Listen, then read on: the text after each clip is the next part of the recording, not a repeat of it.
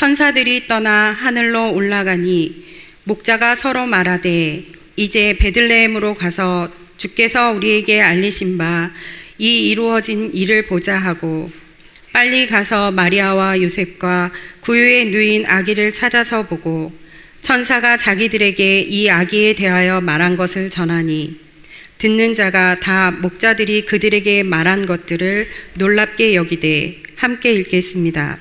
마리아는 이 모든 말을 마음에 새기어 생각하니라. 아멘. 자, 오늘 말씀 주제는 마음에 새겨 간직할 일, 이런 주제입니다. 자, 한번 따라하겠습니다. 가슴에 손을 얹고 주여 저에게 마음에 새겨 간직할 일을 알게 하옵소서. 알게 하옵소서. 자, 오늘은 이 말씀이 여러분에게 도전되시기를 바랍니다. 자, 한 번 더 여러분이 좀 양해해 주신다면 제가 전에 몇 번 드렸던 얘기를 한 번 더 좀 해보려고 하는데요. 바로 이 사진에 나오는 어린이 이야기입니다. 지금은 대학생이지만 11년 전 당시에는 초등학교 4학년 학생이었어요. 서울 동명초등학교 다니는 정희재 군, 저 천왕봉 팻말 위에 올라 있는 저 학생 이야기입니다. 저희가 이제 지리산 천왕봉인데 그 아버지를 따라서 아버지 친구들과 함께 7명이서 지리산 등반을 가게 됐나 봐요. 그래서 어른도 오르기 힘들다는 1915m 지리산 천왕봉을 정희재 군도 거뜬하게 등반을 하게 됩니다. 참 좋았겠지요? 힘은 들어도 마냥 즐거웠지 않겠습니까? 아버지랑 이렇게 함께 높은 산에 올라온 그 기쁨은 이루 말할 수 없을 것입니다. 저렇게 부자지간에 정복의 기쁨을 만끽할 때까지만 해도 그들 앞에 곧 불행한 일이 닥치리라고는 꿈에도 생각하지를 못했습니다. 그런데 이런 천왕봉 등반 이후 장터목 대피소를 들렀다가 세석 대피소로 내려가던 중에 일어납니다. 희재군 아버지가 힘들다면서 자꾸 뒤에 처지자 몇 일행이 세석 대피소로 먼저 가겠다면서 몇 일행이 이제 가버렸습니다. 그리고 또 계속 처지니까 이제 희재군 역시도 아빠 저도 먼저 갈게요. 삼촌들 따라가면 되잖아요. 그러면서 그 아들도 먼저 보냈습니다. 그러니까 7명이서 세 파트로 나눠진 거죠. 먼저 간 삼촌들, 중간에 따라간 희재, 그리고 뒤에 처진 희재 아빠. 그래서 이제 나중에 세석 대피소에 도착을 해보니까 아들이 없는 거예요. 그래서 우리 아들 어디 갔냐 그러니까 너하고 같이 있었잖아. 아니 너 따라 보냈잖아. 서로 이렇게 말이 엉키면서 중간에서 아들이 사라져버린 거죠. 그래서 그때부터 이제 랜턴을 켜고 소리를 지르면서 아이를 찾는데 무려 이틀 밤 40시간을 못 찾습니다. 119도 와서 찾았지만 도저히 찾을 수 없고, 그래서 거의 자포자기하고 있던 셋째 날 아침에 어떤 아저씨의 핸드폰을 빌려가지고 희재군의 낭낭한 목소리로 전화가 온 것입니다. 너무 반가워서 달려가 보니까 타박상을 입은 것 외에는 너무 멀쩡한 희재를 보고는 신문 기자들이 도리어 궁금해서 물었습니다. 아니 지난 이틀 밤을 어린이 혼자서 어떻게 지냈어요? 무섭지 않았어요? 이랬더니 그 아이가 털어놓은 대답이 기가 막혔습니다. 예, 좀 무섭기는 했지만 우리나라 산에는 사나운 짐승이 없다는 평소 아버지가 해주신 말씀이 생각나서 첫날은 바위 위에 자리를 깔고 그냥 잤어요. 그러면 둘째 날 밤에는 비까지 내렸는데 어떻게 했어요? 그랬더니 예, 사람이 비를 맞고 자면 죽을 수도 있다는 아빠의 평소의 말씀이 생각나서 어제는 침낭을 뒤집어 쓰고 바위 틈에 들어가 뜬 눈으로 씻었다는 거죠. 아니 그러면 이틀 밤 배도 고팠을 텐데 배고픈 건 어떻게 했어요? 그랬더니 예, 아빠가 평소에 말씀하시기를 사람은 물만 먹어도 한 달은 살 수 있다 하셔서 배고플 때마다 계곡물을 마셨어요. 너무도 태연하게 아빠가 평소에 해주신 말씀대로 자기는 했을 뿐이라는 거죠. 그래서 이 말로 인하여 이 사건보다 그 아이의 대답이 더 유명해졌습니다. 평소에 자식을 이렇게 교육시키는 것이 굉장히 중요하고 위기 순간에 이런 힘을 발휘하는구나, 그렇게 생각하면서 참 의미 있는 말로 저도 받아들였습니다. 그래서 제가 이 얘기를 몇 번 드리면서 그 아들이 아버지가 평소에 해주신 말씀을 기억해 둔 것이 자기를 살리는 말씀이 되었다면 하물며 하나님의 말씀이겠냐, 하나님 말씀도 잘 기억해 두면 우리의 육도, 우리의 영도 살릴 줄 믿는다. 이런 말씀을 여러분에게 몇 번 드린 적이 있는데, 자, 그와 같은 맥락으로 오늘 한 번 더 제가 이 얘기를 좀 해보려고 합니다. 뭐냐 하면, 그래서 사람은 평소에 무엇을 마음에 새겨 간직하고 있느냐가 너무 중요하다는 것입니다. 누구의 말을 들어서이든지 아니면 어떤 상황에 대한 자기 해석을 통해서든지 자기 안에 의미 있게 새겨 간직해둔 그 지식이 결국 그 사람의 사고의 시스템이 되어서 차후에 어떤 상황과 마주했을 때 그 상황에 맞는 결단과 행동도 만들어내는 소위 메커니즘, 이 행동의 메커니즘이 된다는 것입니다. 그래서 이몽룡과 약혼한 성춘향이도 반드시 내가 장원급제하여 돌아오리라는 그 약속을 춘향이가 마음에 새겨 간직해 둠으로써 아무리 새로 부임한 변사또가 수청을 들라고 유혹해도 차라리 죽을지언정 나는 못하겠소 하며 그 유혹을 뿌리치는 힘이 됩니다. 마음에 간직해 둔 자기 남편의 약속이 변사또의 수청을 거부하는 힘이 됐다는 것입니다.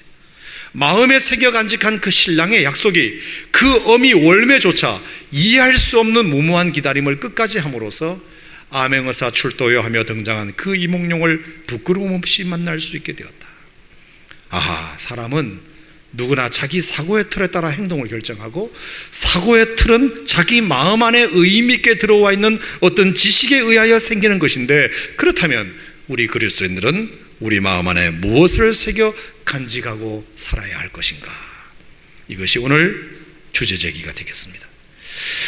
자, 그런 면에서 오늘 누가복음 2장은 참 우리에게 좋은 교훈을 준다고 생각하는데요. 자, 누가복음 2장 읽으셨지만 우리 15절 말씀부터 17절까지 말씀을 다시 한번 읽어보겠습니다. 시작. 천사들이 떠나 하늘로 올라가니 목자가 서로 말하되 이제 베들레헴으로 가서 주께서 우리에게 알리신 바 이 이루어진 일을 보자 하고 빨리 가서 마리아와 요셉과 구유에 누인 아기를 찾아서 보고 천사가 자기들에게 이 아기에게 대하여 말한 것을 전하니. 자, 예수님이 이제 갓 아기로 태어났을 때 상황인 것 같아요. 예수님이 이제 응애하고 태어났습니다. 그랬더니 목자들이 어느 멀리서 천사들이 전해준 소리를 듣고 인류의 구원자 메시아가 태어났다는 소식을 듣고 가보라 그래가지고 물어 찾아가지고 아기 예수님이 태어난 곳까지 온 거예요. 그러면서 자기가 전해 들었던 말을 일러준 거예요. 마리아에게. 마리아님, 어머니, 이 아이가 정말 보통 아기가 아닌 것 같습니다. 우리가 천사들로부터 음성을 들었는데 인류의 구원자라고 합니다. 이 아기가 구원자라고 합니다. 그래서 저희가 경배하러 왔습니다. 경배하러 왔습니다. 자, 그렇게 전해준 것입니다. 자, 그랬을 때 마리아가 어떻게 반응을 했느냐? 19절 시작. 마리아는 이 모든 말을 마음에 새기어 생각하니라. 자, 천사들의 음성을 목자가 듣고 그 목자가 자기에게 와서 전해준 그 말을 마음에 새기어 생각했다. 그렇게 되어 있습니다. 마음에 그때부터 그 말을 생각해 두었다. 쉰테레오 신발로 간직하다, 기억 속에 보호하다, 계속 그 의미를 되새기다, 그런 뜻입니다. 자기 기억 속에 그 기억을, 그 말을 보호해 두는 것입니다. 자신의 기억 속에 그 목자들이 전해준 그 말을 딱 보호해 두는 것입니다. 절대로 새나가지 못하도록 딱 마음에 간직해 둔 것이죠. 그리고 계속 그 의미를 새겨보았다, 이 의미입니다. 여러분, 저는 이 마리아의 새김이 앞으로 마리아가 예수님을 키우는데 어떤 작용을 했느냐 생각하는가 하면, 이 마음에 새겨둔 그 인류의 구원자가 자기가 배 아파서 태어난 이 아들이 보통 아들이 아니라 인류의 구원자가 되리라는 그 음성을 전해드는 것을 마음에 새긴 까닭에 아기 예수님을 잘 키우게 되고, 아들이지만 예수님 말씀에 순종하게 되고, 어머니가 예수님의 사역을 뒤에서 기도로 끝까지 후원하는 의미가 되게 했다고 생각합니다. 결국 십자가를 지는 아들의 모습까지도 마음으로 받아들이고 그 곁을 지키게 되며 부활의 새벽에 그 무덤을 다시 찾은 것 역시 그녀가 마음에 새기어 간직해 둔 그 말씀 때문이었다고 보는 것입니다. 결국 새겨둔 그 천사의 말씀이 마리아의 삶 속에 펼쳐지는 모든 상황을 받아들이게 하고 어떤 상황에도 슬퍼하거나 낙담하거나 노여워하지 않게 하고 묵묵히 하나님이 하시는 일을 기다리게 하는 힘이 되었다는 것입니다. 아하, 상황이 어떻게 전개되어도 내 마음에 무엇을 새겨두었느냐에 따라서 그 상황을 어떻게 받아들이는지 태도도 결정하는 것이구나. 제가 그것을 깨닫게 된 것입니다. 여러분, 이것은 이때뿐만이 아닌데요. 자, 누가복음 1장 31절에서도 보겠습니다. 누가복음 1장 31절. 자, 이것은 마리아가 처녀 때 일입니다. 자, 처녀 때 갑자기 어느 날 가버릴 천사라고 하면서 나타나가지고 자기가 청천벽력 같은 얘기를 듣습니다. 1장 31절 시작. 보라, 내가 잉태하여 아들을 낳으리니 이름을 예수라 하라. 자, 여러분, 네가 아들을 낳을 거다, 이름까지 지어놨다, 이 말을 신혼부부가 들으면 좋은 얘기예요, 안 좋은 얘기예요? 좋은 얘기죠. 신혼부부에게 이 말이 들리는 건 참 좋은 얘기예요. 그런데 마리아는 지금 처녀예요. 처녀에게 너에게 아들이 생겼다, 이건 청천벽력 같은 얘기예요. 청천벽력 같은 얘기예요. 그래서 어떻게 이런 일이 생길 수 있습니까? 그래서 묻기도 하고 대답하기도 하고 했지만 결국 마리아가 마지막에 이렇게 말합니다. 38절 시작. 마리아가 이르되 주의 여종이오니 말씀대로 내게 이루어지이다. 아멘. 말씀대로 내게 이루어지이다. 기노마이, 말씀이 이루어질 때까지 새겨 간직하겠습니다. 어떻게 해서 이런 믿음이 나왔는지 몰라요. 처녀에게 이런 믿음이 나왔는지 모르겠지만 이게 굉장히 중요한 마음인데요. 자, 천사가 전해준 자기 뱃속에서 아이가 생겼다는 이 말을 말씀대로 이루어지기를 바랍니다라고 자기 마음에 그 말을 딱 마음에 두었다는 것은 얼마나 참 중요한 일인지 모릅니다. 여러분 보시면 만약에 이 말을 처녀가 받아들인다고 하는 것은 이 말을 받아들이면 앞으로 그녀는 약혼자 요셉과의 파혼도 염두에 둬야 됩니다. 남자를 알지 못하는 때에 자기 약혼자 요셉의 아이도 아니고 전혀 외간 남자의 아이가 뱃속에 들어있다는 것은 약혼자가 그걸 가만둘 리가 없습니다. 부정한 여인으로 몰려서 세인의 멸시와 지탄을 받아야 할지 모릅니다. 자칫하면 율법에 따라서 돌에 맞아 죽을 수도 있습니다. 그걸 모를 리 없는 마리아가 어떻게 그걸 그럴 수 있었을까? 그래서 마리아의 이 마음가짐, 마리아의 새겨둔 이 하나님의 말씀은 어떤 고난과 역경이 자기에게 예상된다 하더라도 새겨둔 그 말씀이 그 고난에 대하여 대항할 수 있는 힘을 허락한 것입니다. 천사들이 목자들에게 전해준 그 말을 자기가 마음에 새겨둔 그 말이 예수님을 섬기고, 어머니이지만 예수님을 섬기고, 예수님이 비록 십자가에 죽는 고난과 역경을 직면한다 하더라도 뒤에서 끝까지 어머니가 그의 기도의 후원자가 되게 하는 그런 힘이 되게 되었다는 것입니다. 아, 그렇구나. 마음에 하나님의 말씀을 새겨둔다는 것이 이토록 우리에게 힘이 되는 것이구나 하는 것을 다시 깨닫게 됩니다. 특별히 이 마리아에게는 참 놀라운 특징이 하나 있는데요. 자, 2장 41절을 하나 보겠습니다. 2장 41절. 자, 거기 보면 또 하나 사건이 등장하는데, 자, 2장 41절에 보면 그의 부모가 해마다 유월절이 되면 예루살렘으로 가더니 예수께서 12살쯤 되었다. 자, 아이가 이제 12살쯤 되었습니다. 유월절 날 예루살렘을 방문했던 모양인데 거기서 사람들이 너무 많다 보니까 부모가 아이를 잃어버린 사건이 나옵니다. 아이를 잃어버렸습니다. 그래서 사흘 동안 헤매고 찾아다닙니다.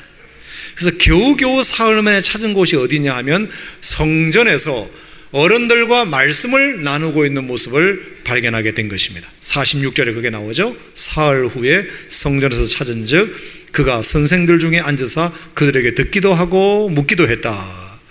그래서 깜짝 놀라가지고 48절에 부모가 놀라서 어머니가 묻습니다. 아이야, 어찌하여 우리에게 이렇게 하였느냐? 우리 아버지와 내가 근심하여 너를 찾았잖아. 그랬더니 49절에 예수님의 대답이 뭐냐? 어찌하여 저를 찾으셨습니까? 제가 제 아버지 집에 있어야 될 줄을 모르셨다는 말씀입니까? 그렇게 얘기했습니다. 그러니까 어느 부모가 이 말을 이해하겠습니까? 이놈아, 내가 너희를 얼마나 찾은지 아느냐? 너 어디가 있었냐? 그랬을 때 아이가 어머니, 아버지, 제가 제 아버지 집에 있어야 될 줄을 몰랐단 말씀입니까? 이 말을 어떻게 이해하느냐고요. 그러니까 50절에 시작. 그 부모가 그가 하신 말씀을 깨닫지 못하더라. 깨닫지 못하는 거죠. 그게 무슨 말인지를 도대체 모르는 거죠. 그런데 중요한 것은 51절입니다. 51절 시작. 예수께서 함께 내려가사 나사렛에 이르러 순종하여 받으시더라. 그 어머니는 이 모든 말을 마음에 두니라. 자, 50절에 깨닫지 못했다는 말과 51절에 마음에 두었다는 말을 연결시켜 보면 무슨 말일까요? 깨닫지 못해도 마리아는 마음에 두었다, 그런 뜻입니다. 자, 하나님의 말씀은 때때로 우리에게 이해가 되는 말씀도 있지만 깨닫지 못하는 말씀, 전혀 이해가 되지 못하는 말씀도 많이 있습니다. 도무지 내 상황과도 안 맞고 상식과도 안 맞는 말씀을 우리에게 주실 때가 있습니다. 하지만 마리아에게는 적어도 어떤 믿음이 있었느냐? 깨닫지는 못해도 일단은 받아들이는 믿음. 아멘. 여러분, 그게 믿음입니다. 이해가 되는 것을 받아들이는 믿음은 믿음이 아니고, 이해가 되지 않아도 깨닫지 못해도 일단 하나님의 말씀이니까, 예수님 말씀이니까 마음속에 받아들이는 믿음이 마리아에게 있었다. 자, 그러면 가브리엘 천사가 처녀 시절에 나타나서 아들을 줄 거라는 말씀도 그렇고, 아이가 갓 태어났을 때 천사들이 전해주는 소식을 목자들이 듣고 전해주는 그 말씀도 그렇고, 예수님이 12살 되었을 때에 아이를 찾다가 사흘 뒤에 성전에서 발견했을 때 아버지 집에 제가 있어야 될 줄을 몰랐다는 말씀입니까? 라는 그 말에도 깨닫지는 못했지만 마음에 새겼던 것도 그렇고, 마리아에게서 발견하는 아주 중요한 캐릭터 중에 하나가 뭐냐? 마리아는 뭐든지 하나님의 말씀이라면 마음에 새기는 기본적인 지식이, 기본적인 믿음이 있었다는 것입니다. 아멘. 마음에 새겨 간직하는 믿음이 마리아에게 있었다는 것입니다. 여러분, 이게 얼마나 중요한지 모릅니다. 그 새긴 말씀이 마리아의 앞으로의 어떤 고난과 역경도 이겨내는 힘이 됩니다. 새긴 그 말씀이 힘이 됩니다. 따라합시다. 주의 말씀은 내 발의 등이요 내 길의 빛입니다. 아멘. 결국에 새긴 그 말씀이 마리아의 삶의 등이 되고 마리아의 삶의 길의 빛이 됩니다. 그래서 여러분, 내 안에 말씀이 살아있다는 것은 너무나도 중요한 말씀입니다. 내 마음에 하나님 말씀을 새겨 간직하는 것이 결국 내 삶에 펼쳐지는 모든 삶의 상황을 하나님의 뜻대로 수용하고, 그리고 그 어떤 상황에도 대처하는 힘을 주고 지혜를 준다. 저는 그 말씀이 너무나도 중요하다고 생각합니다. 정희재 군이 아버지가 평소에 산행을 같이 하며 전해주었던 그 말이 자기가 어려움에 처했을 때 자기를 살리는 힘이 되었던 것처럼, 상황은 지금 너무나도 무서운 상황이었지만, 깜깜한 그 지리산에 혼자 이틀 밤을 지낸다는 것이 너무나도 힘들었지만 새긴 그 말씀이 상황을 극복하는 힘이 되었던 것처럼, 우리가 하나님 말씀을 새겨두면 우리의 상황을 극복하는 힘이 될 수 있다. 아멘. 저는 그게 말씀의 힘이라고 생각하는데 여러분은 어떻게 생각하십니까? 동의하시면 아멘 하십시오. 아멘. 그런데 말입니다, 그렇지 않은 경우도 있는 것 같습니다. 자, 창세기 37장을 가보겠습니다. 창세기 37장. 이렇게 말씀드리면 목사님 37장은 뭐죠? 이렇게 하실 것 같아서 제가 이실직고 하겠습니다. 창세기 37장 11절.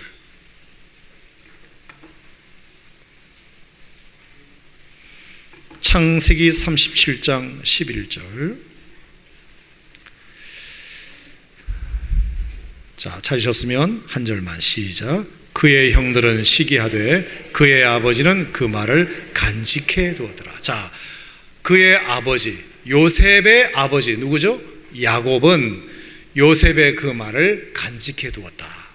자, 이 간직해 두었다는 말이 누가복음 2장에서 우리가 봤던 마리아가 그 말을 마음에 새겨 간직했다는 말과 같은 말입니다, 이게. 자, 그러니까 야곱도 요셉의 그 말을 마음에 간직했다. 자, 이게 무슨 말인가요? 자, 야곱에게는 10명의 아들이 있었는데 그 10명의 아들이 자기가 사랑하지 않는, 그냥 어떻게 하다가 결혼하게 된 여인의 아들이어서 별로 사랑하지 못하고 있다가 자기가 사랑했던 라헬의 아들 요셉이 태어나자 극진히 사랑해 줍니다. 채색 옷을 지어 입히고 손에 물도 못 묻히게 만들고 그렇게 사랑을 합니다. 그러니까 형들이 당연히 미워할 수밖에. 그래서 아주 입이 이만큼 나오고 시기를 했는데 요셉이 아주 정신을 못 차리고 게다가 불을 확 질러버립니다. 그래서 형들이 뭐 잘못한 거 있으면 그냥 아빠한테 고자질을 해버리질 않나. 그러니까 더 미운 것입니다. 게다가 결정적으로 미움받게 된 사건이 뭐냐? 형님들에게 자기 꿈 얘기를 한 거예요. 형님들, 어젯밤에 제가 꾼 꿈을 들어보세요. 제가 이렇게 꿈을 꾸는데 11별이 자기한테 막 절을 하고요. 그리고요 뭐 볕단이 일어나서 11볕단이 자기한테 막 절을 하던데요. 그러니까 거의 이제 스트레스 이 지수가 높아진 거죠. 이놈을 이거 죽여버려야 되겠다 이렇게 생각하고 형들이 그 요셉을 얼마나 시기했는지 모릅니다. 그런데 아버지 야곱은 그 말을 간직해 두었더라. 이게 뭘까요? 그러니까 이것은 요셉의 꿈이 아니라 하나님이 요셉을 통해서 주신 꿈이다. 하나님이 요셉의 꿈 속에서 하나님이 말씀해 주신 것이라고 야곱이 생각했기 때문에 이것은 요셉 개인의 꿈이 아니라 하나님의 꿈이라는 생각이 있었으므로 형들은 시기했지만 야곱은 마음에 딱 그걸 간직해 둔 거죠.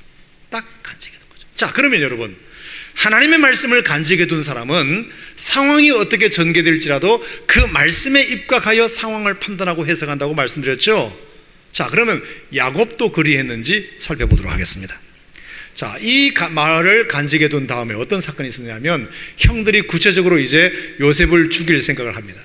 마침 형들이 사냥을 가 있는데 들에 나가 있는데 요셉이 오길래 저거 죽여버려야 되겠다 생각하고 어떻게 죽일까를 고민하다가 결국은 구덩이에 넣어서 죽일까 하다가 못하고 애굽의 상인에게 노예로 팔아버립니다.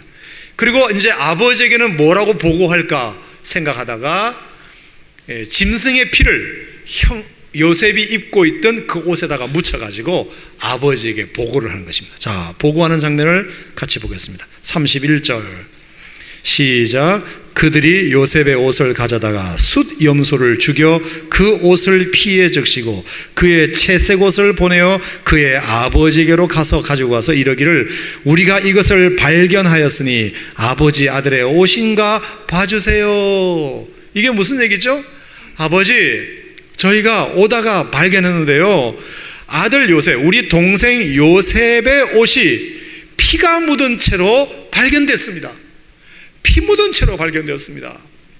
짐승의 피가 묻힌 채로 발견되었습니다. 아버지, 이 옷이 요셉의 옷이 맞지요? 그렇게 묻습니다. 자, 질문 들어갑니다. 이 형들의 고백은 짐승의 피가 지금 요셉의 옷에 묻어 있으니 확인해 달라는 건가요? 아니면 이것을 보아하니 요셉이 짐승에 뜯겨 죽었다는 건가요? 죽었다는 건가요? 아니면 확인해 달라는 건가요? 죽었다는 표현은 지금 없어요. 보세요. 죽었다는 표현은 없어요. 분명히 보세요. 죽었다는 표현이 아니고 짐승에게 지금 이렇게 피가 묻힌 것 같은 옷이 발견되었으니 이걸 봐달라는 겁니다. 봐달라는 겁니다. 죽었다는 얘기는 절대로 하지 않았습니다. 그렇죠? 분명합니다.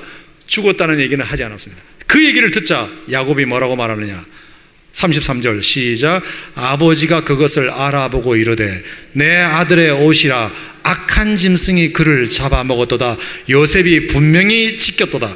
자, 요셉이 죽었다고 사망 선고한 것은 형들이에요, 아버지예요? 아버지가 사망 선고를 한 거예요. 중요한 발견이에요. 형들은 죽었다고 말하지 않았어요. 그냥 피 묻은 옷을 보여줬을 뿐이에요. 이게 아버지 요셉의 옷인지 확인해 주세요라고 부탁한 거예요. 그런데 그 얘기를, 그 옷을 받자마자 내 아들이 죽었구나 라고 사망 선고를 야곱이 내린 것입니다. 제가 왜 이 얘기를 강조하느냐 하면 지금 37장 11절에 야곱의 마음속에 뭘 간직했습니까? 하나님의 꿈을 간직했습니다. 요셉이 받은 하나님의 꿈은 저거는 요셉의 꿈이 아니라 하나님이 요셉에게 말씀해 주신 거라고 마음에 간직했습니다. 그러면 마리아처럼 마음에 간직한 그 말씀이 삶의 상황이 어떻게 펼쳐질지라도 그 삶의 상황에 노여워하거나 실망하거나 낙담하지 아니하고 뭔가 하나님의 뜻이 있을 거라고 발견하고 받아들이는 삶으로 나아가야 될 텐데, 야곱은 오히려 하나님의 꿈을 간직해 두었음에도 불구하고 자기 아들들이 오신지 확인해달라는 그 얘기만 듣고서도 내 아들이 죽었구나. 저는 생각할 때 만약에 야곱이 그 마음속에 하나님의 말씀으로 받아들인 것이 맞다면 이렇게 나와있다고 생각합니다. 아버지, 옷을 가지고 와서 형들이 아버지, 우리 동생 죽었어요, 짐승에게 뜯겨 죽었어요 라고 말을 하더라도 이놈들아, 죽지 않았을 거야. 그럴 리가 없어. 하나님이 내게 꿈을 주셨단 말이야. 그에게 꿈을 주셨단 말이야. 이거는 요셉의 꿈이 아니라 하나님이 주신 꿈이란 말이야. 절대로 그럴 리가 없어. 뭔가 잘못했을 거야. 죽지는 않았을 거야. 어딘가는 살아있을 거야. 그것 때문에 하나님께서 뭔가 또 다른 계획이 있을 거야 라고 야곱이 말했어요. 옳아요. 아멘. 그렇게 나와요. 맞아요. 그런데 하나님 말씀을 간직했음에도 불구하고 형들보다 오히려 한 수 더 떠서 내 아들 죽었네, 내 아들 죽었네 그러면서 보세요. 34절에 자기 옷을 찢고 굵은 배로 허리를 묶고 오래도록 그 아들을 위하여 애통하니, 35절에 그의 자녀가 오히려 황당해가지고 아버지를 위로하니까 그가 그 위로를 받았다 안 받았다? 안 받았다. 아들의 위로를 전혀 받지 아니하고 내가 슬퍼하며 스올로 내려가 아들에게로 가리라. 나도 아들과 함께 죽어버릴 거야. 이렇게 말하게 된 것입니다. 여러분, 저는 37장을 보면서 참으로 이상했습니다. 어떻게 37장 11절에 있는 내용이나 누가복음 2장 19절에 있는 내용이 동사가 같은 동사임에도 불구하고 마리아는 그 말을 예수님의 말씀으로, 하나님 말씀으로 간직한 결과 앞으로 예수님의 생애에 펼쳐지는 그 어떤 숱한 모진 고난도 다 받아들이게 되었는데, 어떻게 야곱은 하나님의 꿈으로 그걸 받아들이면서도 불구하고 얼마 지나지 않아서 그렇게 낙담하고 절망하고 좌절하고 나도 너 아들과 함께 죽어버릴 거야 그렇게 말하게 되었을까? 두 가지 이유가 제게 묵상되었습니다. 첫째, 요셉의 꿈 이야기를 야곱은 하나님이 주신 꿈으로 받지 아니하고 요셉 개인의 꿈으로 이해했을 가능성입니다. 다시 말하면 요셉의 입을 통하여 전해진 하나님의 말씀으로 받지 아니하고 그냥 요셉 입에서 나온 말이겠거니 라는 정도로만 여겼다고 보는 것입니다. 그러니까 요셉의 그 말을 처음 들을 당시에는 꽤 충격적으로 임팩트 있게 은혜가 되었지만 기본적으로 사람의 말로 들었기 때문에 효력이 없었던 것입니다. 그러니까 금세 시험이 왔을 때 그 들었던 얘기가 사라져버리는 것입니다. 하나도 기억이 되지 못하는 것입니다. 힘이 되지 못하는 것입니다. 제가 이 말씀을 통해서 어떤 것이 묵상되었을까요? 혹시 우리도 그렇지 않을까? 강단에서 전하는 하나님의 말씀을 사람의 말로 받는 경우, 하나님의 말씀으로 받는 경우, 사람의 말로 받는다면 아무리 오늘 여러분들이 임팩트 있게 이 전하는 말씀이 들렸다 하더라도 절대로 그 말씀이 오래가지 못할 것입니다. 예배 후에 주차장 앞에만 나가도 싹 잊어버리는 말씀이 될 것입니다. 왜? 사람의 말은 임팩트 있게 아무리 와도 딱 얼마 지나지 않으면 금방 잊어버리니까 전혀 내 삶에 힘이 되지 못하는 것이죠. 왜 야곱이 요셉의 꿈 이야기를 임팩트 있게 들어서 마음에 간직했음에도 불구하고 그것이 오래가지 못했을까? 요셉의 꿈을 요셉 개인의 꿈으로만 아버지가 받아들이지 않았을까 생각하는 것입니다. 여러분, 우리도 하나님의 말씀을 받을 때 사람의 말로 받지 않고 하나님 말씀으로 듣고 새기면 여러분의 삶을 변화시킬 줄로 믿습니다. 하지만 사람의 말로 들으면 20년 30년 예배했던 설교를 들어도 하나도 그것이 내게 내 삶을 변화시키는 능력이 되지 못하는 거죠. 여러분에게 던져진 숙제예요. 생각해 보세요. 내가 그렇게 숱한 주일 예배를 드렸는데도 불구하고 내 삶이 아무도 변화되지 않았다. 혹시 그러면 그냥 목사님이 하는 소리이겠거니 라고 들었기 때문입니다. 배고플 때 6,000원짜리 설렁탕 한 그릇만 먹고도 오후 내내 배가 부르는데, 머리가 흥그러졌을 때 오래가는 파마만 해도 한 달 내내 그 파마가 가는데, 하나님 말씀을 들었는데 한 달이 아니라 일주일이 아니라 반나절이 아니라 주차장에만 나가도 잊어버린다. 이것은 여러분들이 사람의 말로 들었다는 증거입니다. 데살로니가 교회 성도들을 향하여 바울이 고마웠던 것이 뭐냐? 바로 이 부분입니다. 이러므로 우리가 하나님께 끊임없이 감사함은 너희가 우리에게 들은 바 하나님 말씀을 받을 때에 사람의 말로 받지 아니하고 하나님의 말씀으로 받음이니 진실로 그러하도다. 이 말씀이 또한 너희 믿는 자 가운데서 역사하느니라. 우리 오산 침례교회가 그렇게 되어야 할 줄로 믿습니다. 두 번째, 야곱이 요셉의 말을 간직했음에도 불구하고 흔들렸던 것은 뭐냐? 바로 앞서 말씀드린 대로 그 받은 말씀을 매일 매순간 숨 쉬는 순간마다 묵상하고 되새기고 기억하고 기억 속에 보호해두지 않았다는 뜻입니다. 요셉의 꿈의 이야기를 아버지 야곱이 서로 하나님의 음성으로 들었다 하더라도 그 말씀을 한 번 들은 것으로만 끝나고 묵상하고 되새기지 않았다. 매일매일 묵상하고 되새기지 않았다. 그러니까 어떻게 됐느냐? 길가에 떨어진 말씀의 씨앗처럼 새들이 와서 먹어버리고 돌밭에 떨어져 무리를 내리지 못하고 가시떨기에 떨어져 세상의 염려와 재물의 유혹에 막혀 그 기운에 눌려버린 것입니다. 그렇구나. 하나님 말씀을 뭐로 듣지 않는 것도 문제지만 하나님 말씀으로 들었다 손치더라도 날마다 그 말씀이 그러한가 하여 상고하고 되새기고 묵상해야 그 말씀이 내게 힘이 되는데, 한 번 들은 것으로 은혜 받은 것으로 끝나버리면 전혀 그 말씀도 내 삶을 바꾸지 못하는구나. 제가 너무나 좋아하는 말씀, 예레미야 애가 3장에 있는 말씀. 자, 거기 보면 내 고초와 재난, 쑥과 담즙을 기억하소서. 내 마음이 그것을 기억하고 내가 낙심이 되오나 이것을 내가 내 마음에 담아두었더니 그것이 오히려 나의 소망이 되었사옴은. 그렇게 됐습니다. 자, 보세요. 고초와 재난, 쑥과 담즙, 그것을 기억하고 마음에 두면 내게 뭐가 와요? 낙심이 와요. 낙심이 와요. 고초와 재난, 쑥과 담즙을 보면 내게 낙심이 와요. 그런데 이것을 내가 내 마음에 담아두면 내게 소망이 된다. 이게 뭘까요? 쑥과 담즙을 기억하면 내가 낙심이 되지만 무언가를 기억하면 내게 소망이 되는데 그 소망이 뭔가? 그 뒤에 뭐라고 나오죠? 여호와의 인자와 긍휼이 무궁하심으로 우리가 진멸되지 아니하미이다.